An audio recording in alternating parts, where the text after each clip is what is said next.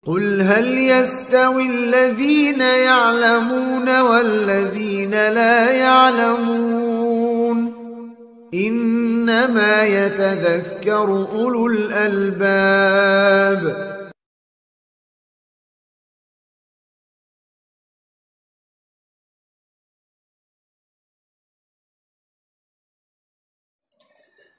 Kalau di kitab Tazkiyatun Nufusnya Ibnu Rajab itu beliau mencatat ada 4 racun hati. 4 racun hati. Ya. Ketika Rasul bersabda, "Tu'radul fitan 'alal qulub ka'irdil hasir 'udan 'udan." Fa ayu qalbin asrabaha nakatat fihi nuktatun sauda wa ayu qalbin anqaraha nakatat fihi nuktatun bayda hatta ta'udal qalbu ala qalbain qalbil aswad marba'u kalkus majahyan la ya'rifu ma'rufan wa la yunkiru munkaran illa ma asraba min hawa wa qalbin abiyat la tadurruhu fitnah ma damatis samawat wal ard. Ada dalam sebuah riwayat Imam Muslim dalam kitab bab iman dalam Sahih Muslim itu, Nabi pernah mengatakan begini, musibah atau fitnah itu masuk ke dalam hati seperti dianyamnya tikar. Jadi fitnah itu masuk ke hati itu kayak tikar dianyam. Ka'irdin hasir, udan udan, sehelai satu masuknya. Fa ayyu qalbin ashrabaha nakatat fi nuqtatis sauda. Kata Nabi, hati manapun yang menerimanya akan tertitiklah pada setitik noda hitam dalam dirinya. Jadi kalau fitnah masuk ke hati, kita nggak buru-buru istighfar, itu memiliki warna itu hati. Karena dibilang wa'ad bi sayyatal hasanatamhuha wa khaliqin nas bihulkin hasanin. Barengin keburukan dengan kebaikan. Buru-buru istighfar. Makanya kalau mau tidur malam tuh ada muhasabah. Atau bangun tahajud muhasabah gitu loh. Biasain seperti itu. Karena kalau tidak nanti ini setetes hitam hati nantinya. Kemudian beliau mengatakan, hati manapun yang menolaknya akan tertitiklah padanya setitik cahaya putih. Maka hati itu pun bisa terbagi 2, kata Rasul. Hati yang hitam legam, cekung seperti gayung yang terbalik, tidak mengenal kebaikan, tidak pula mengingkari kemungkaran selain yang dikehendaki oleh hawa nafsunya. Atau hati yang putih yang tidak akan tertimpa mudarat fitnah selama langit dan bumi masih ada. Jadi hadis ini menggiring kita untuk paham, terkadang keburukan itu bagaimana kebiasaan, pun terkadang kebaikan gimana kebiasaan. Coba deh. Di sini diadakan kajian rutin saja setiap bulan. Ada dialog santai dengan para asatid. Kayak kita bikin kajian di Jakarta tuh dialog santai. Ada moderatornya, ada ustadz, ada bintang tamu gitu. Kita kajian rutin. Atau terserahlah kajian kitab-kitab ulama yang sahih. Atau kalau kita ini mazhab Syafi'i, buka dia kitab Ar-Risalah. Coba lihat buku-buku Imam Syafi'i itu dibedah di sini, gitu loh. Antum merutinkan kajian setiap pekan, sebulan 4 kali, sebulan 2 kali, terserah tuh. Itu kalau sudah terbiasa, ada liburnya kayak ada yang hilang. Iya, kenapa? Karena Allah bisa karena biasa. Begitu pula kalau kita biasa berbuat maksiat, bahkan maksiat menjadi sebuah tradisi dan kebiasaan, susah dihilangkan. Makanya teknik dakwah itu kita nggak menghilangkan kemaksiatan langsung, kasih formula buat si pelakunya yang menghilangkan, bukan kita yang menghilangkan. Ya, kalau kita nyuruh maling jangan nyolong, nggak bisa. Harus dikasih formula di mana dia jadi malas nyolong lagi. Mungkin diberikan pekerjaan atau dikabarkan tentang ancaman Allah akan bahayanya mencuri atau resiko hukuman, nanti dia akan mencegah dirinya sendiri. Bukan kita yang menghilangkan kebiasaan dia, bukan. Karena hidayah kan urusan Allah. Tugas kita cuma menyampaikan gitu lah. Ya. Nah, 4 racun hati tersebut ulama kumpulkan. Yakni yang pertama itu banyak bicara. Terus kita nggak boleh ngomong, Ustaz. Ya nggak boleh ngomong siapa? Antum mau ngomong silakan. Antum punya mulut, ada lidah, ada gigi, ya, ada 2 bibir. Bohong kalau antum nggak ngomong. Antum bicara, antum ngomong. Ya. Dan orang yang bicara itu harus tahu bahwa omongan ini, bahasa Imam Bukhari itu kan, berilmu sebelum ngomong dan beramal. Al ilmu qabla al qaul wal amal. Jangan sampai kita ngomong sesuatu tanpa ilmu, karena resikonya fatal. Bahkan dalam lisan ini ada sihir, kata Nabi. Inna fil kalami la sihrun. Dalam ucapan ini ada sihir. Orang bisa menangis karena ucapan, tersenyum karena ucapan. Ada anak muda di pojokan dengerin musik sedih, nangis, kesihir no.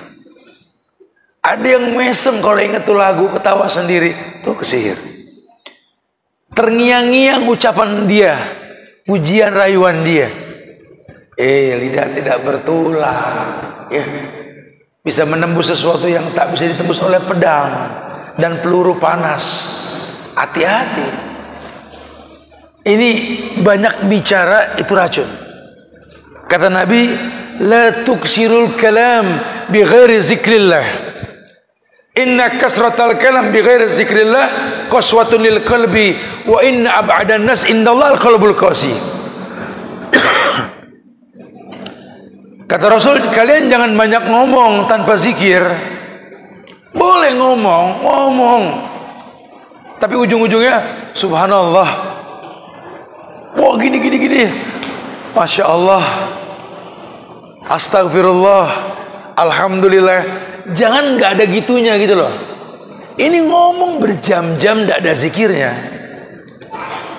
Qaswatun lil qalbi, ini bisa bikin keras hati. Kenapa mesti stand up komedi, stand up dakwah? Jelas ada maknanya. Belajar ngomong 5-10 menit orang paham gitu loh. Jangan 5-10 menit orang ketawa, orang menangis. Itu stand up, nanti beda. Itu kalau di Jakarta ada tuh kegiatan. Sekarang kan menjamur nih kafe-kafe, ya, kantin-kantin yang menjual makanan minuman halal itu.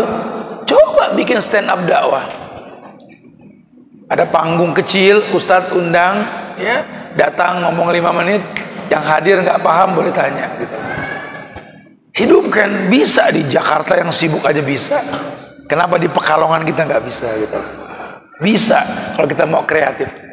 Orientasinya akhirat ya, bukan keuntungan dunia, bukan ketenaran. Karena khawatir ini orientasinya nih dunia. Alhamdulillah saat pas ada stand up dakwah, waduh, payu dat, subhanallah. Itu dunia kalau begitu tuh bahasanya ya. Makanya kalau bisa, kalau lagi ada kajian kita bicara gratis, kasih makan minum.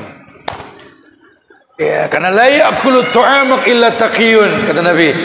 Kalau bisa tuh biasakan jangan makan makanan kamu kecuali orang yang bertakwa. Jadi kalau lihat kajian kayak gini nih, yang punya uang, air, makanan, hadiah, begitu. Mana qasad sadaqatu mimmal, enggak kurang harta karena sedekah. Jangan bakhil. Rumus tajir ya sedekah. Dan sedekah yang paling gampang apa? Ya senyum tadi. Ingat ya, gigi bukan aurat, bro. Ya, senyum aja. Ya orang rumah kok tumben senyum, baru tahu gigi bukan aurat gitu loh. Buka aja, buka. Ya, yang kedua, ya racun hati yang kedua, yakni banyak makan. Ya, ini banyak makan ini ya nggak harus gemuk, nggak harus kurus. Kadang yang kurus makannya lebih baik dari yang gemuk. Cacingan. Kalau orang gemuk kayak saya ini jangan makan, minum air segelas sekilo ke badan jadinya ini ya. Kadang-kadang sudah bawaan. Tapi intinya yang dimaksud dengan jangan banyak makan ini apa? Kalau bahasa Nabi dalam riwayat yang sahih, ya diriwayatkan oleh Imam Ahmad dalam musnadnya, kata Rasul, ma malabna Adam wiya'an syarran min batni, bihasbi ibni Adam luqaimat yatman biha salbahu, fa in kana la mahala fasulusun li ta'ami wa sulusun li syarabi wa sulusun li nafasi. Rasul bilang, ma malabna Adam wiya'an syarran min batni. Tidak ada bejana yang paling buruk melebihi buruknya perut anak Adam. Bejana itu ada. Maka Nabi mengatakan, bihasbi ibni Adam luqaimat. Makanya anak Adam kalau bisa cukuplah 2 genggam kalau makan. Luqaimat. Orang Arab kalau makan begini. Luqmah. Luqaimat. Cukup 2 genggam aja luqaimat. Tapi Nabi mengatakan yadman solbah fa in kana la mahala. Kalau memang nggak cukup 2 kurang la mahala, nggak apa-apa. Tapi tolong ingat, sulusun li ta'ami, sulusun li syarabi, sulusun li nafasi. Pokoknya bagi aja tuh perut. 1/3 buat makanan, 1/3 buat minuman, 1/3 buat napas. Jangan kebanyakan makan, cuma bisa minum, gak bisa napas. Jangan kebanyakan minum, ya bisa napas, gak bisa makan. Jangan, diatur. Karena yadman biha solbu, hidup ini bukan untuk makan, makan untuk hidup, bukan hidup yang untuk makan. Yadman biha solbu ya akhi, asal tegak tulang ekormu. Bisa zikir, bisa belajar, bisa ngobrol sama orang, bisa sholat, nggak kebanyakan merem. Ini kan sayang banget, umur habis dimeremin sayang betul gitu lah.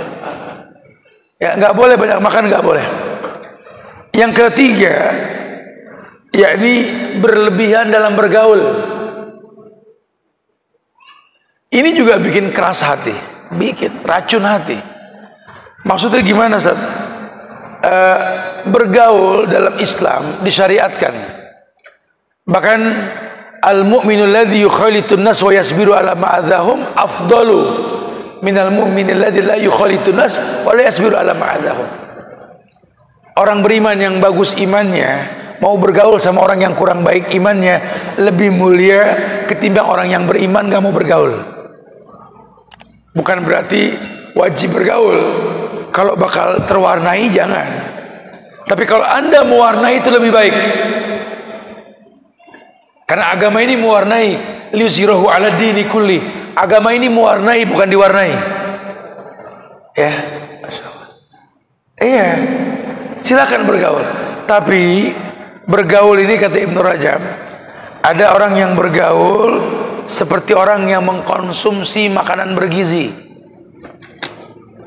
Butuh dan menguntungkan. Cari teman kayak makanan bergizi, enak, menyehatkan. Berteman sama dia mah enak, Sat. Ilmunya dapat, semuanya dapat. Nah, itu makanan bergizi itu. Yang kedua, orang yang bergaul dengan mereka seperti mengkonsumsi obat. Obat bagus gak? Bagus buat kesembuhan. Tapi kan gak tiap hari kita minum obat. Berteman sama ustadz misalkan nih, antum tanya sama ustadz siapa nih masalah antum. Tapi kalau tiap hari, kadang-kadang antum jadi ngeremehin ustadz, terlalu akrab sama ustadz, akhirnya merasa senior dalam hijrah. Ada orang baru, nah antum yang baru-baru silakan, kita yang lama-lama belakang aja. Merasa dekat sama ustadz. Oh, kalau anak sih udah kenal beliau, udah 10 tahun. Ente sih baru sebulan duduk di majelisnya, no. Aneh sih udah nggak usah. Tuh lagi tren tuh senior hijrah tuh. Ana sama dia tat duluan, ana tat tobatnya tat. Termasuk surganya duluan siapa nanti? Hati-hati nih. Ya, sesekali lah. Zur giban tasdad hubban. Temui jarang-jarang timbulnya cinta. Makanya sahabat duduk sama Nabi, tapi lebih lama sama keluarganya. Dalam rangka apa? Ihtiram.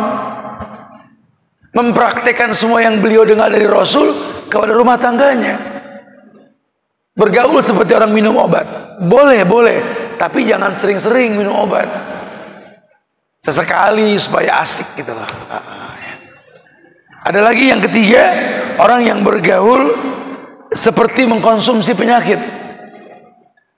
Udah tahu nih orang mewarnai kamu, mendatangkan mudarat, ngapain ditemenin? Lah kan temen tat, iya. Kalau kamu bisa mewarnai dia, kamu bagus. Tapi kalau kamu yang bakal diwarnai, ya jangan. Agama ini mewarnai, bukan diwarnai. Ya, baru berteman sama orang bule, rambutnya dibulein, langsung berubah. Bukan diambil ilmunya, diambil penampilannya. Sayang ya, sayang. Jangan ya. Kalau bisa kita ambil ilmunya. Unzur maqala wal tanzur man qala. Lihat yang dikatakan, jangan lihat siapa yang mengatakannya. Dan yang terakhir, penyakit hati itu banyak memandang. Kalau bahasa Nabi itu, an-nazru sahmun masmumun min sihami iblis. Faman ghadda basarahu lillah awrasahu halawatan yajidha fi qalbihi ila yaumi yalqahu. An-nazru sahmun masmumun min sihami iblis. Pandangan itu adalah panah beracunnya iblis. Maka faman ghadda basarahu, orang yang mencegah pandangannya karena Allah lillah, Allah akan berikan warisan manisnya iman dalam hatinya sampai hari kiamat. Ya, kita nggak bisa menghindari pandangan, tidak. Nabi mengatakan al-ula lak wa laysa lakasani. Maka ketahuilah, yang pertama itu nikmat, yang kedua tergantung niat. Dan niat adanya di hati, dan hati tergantung yang dilihat dan didengar. Kalau kau lihat baik, kau dengar baik, hatimu baik, niatmu baik. Tapi kalau kau lihat yang buruk, kau dengar yang buruk, hatimu buruk, yang keluar buruk. Ya, hati-hati nih, nggak berasa terjebak dalam keburukan yang berkepanjangan. Ya, makanya mudah-mudahan di perjumpaan yang singkat ini ada kesan lah di antara kita, bahwa indahnya Islam ini kalau dipahami dengan cara yang baik. Ya, ingat, kalau sampai nggak ada bekas ibadah, buru-buru bertobat, buru-buru istighfar. Karena hukum asal agama itu indah, mendatangkan keindahan. Jadi kalau kita sudah beragama nggak bisa mendatangkan keindahan, buru-buru revisi, buru-buru dikritisi. Jangan-jangan ada yang salah dalam hidup kita ini. Ya, ternyata kita terkontaminasi 4 racun hati tadi. Kita nggak perhatikan yang kita bicara, kita nggak perhatikan yang kita makan, kita nggak perhatikan yang kita bicara, apa yang kita pandang. Akhirnya keburukan yang bakal kita rasa. Wa iyadu billah wa na'udzubillah.